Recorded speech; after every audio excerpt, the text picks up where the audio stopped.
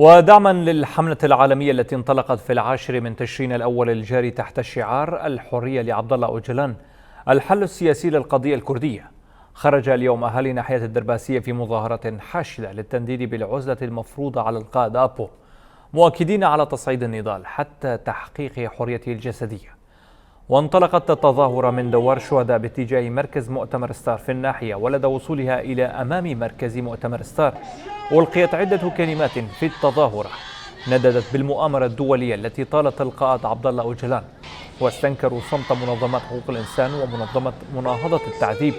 حيال العزلة المفروضة على القائد.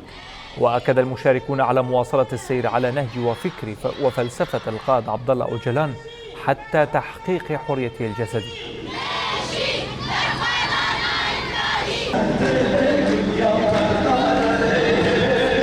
بهذه المسيرات والأنشطة اللي راح نقوم فيها ضد أساليب الدولة التركية،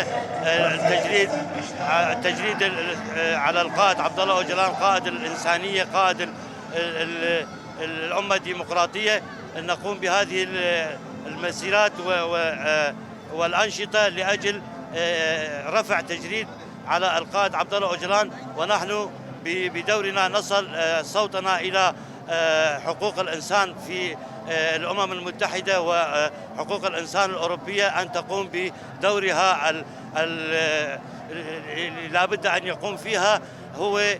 أن يكون هناك زيارات ووصول المحامين القائد لأجل التواصل معه. عزلة دولية هي ما بإمكاننا نسميها عزلة أردوغانية أو تركية، كون السياسة الدولية ساكتة بخصوص هالقوانين اللي نظمتها حقوق الإنسان وحقوق، حتى إذا حسبوه كمسجون سياسي هالقوانين اللي عم تطبق ما تطبق على مستوى العالم ككل.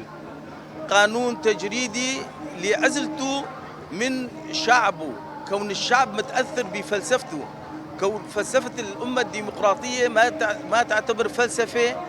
للكرد بس، تعتبر فلسفة لخلق أجواء سلمية على مستوى تحقيق آمال كل الشعوب.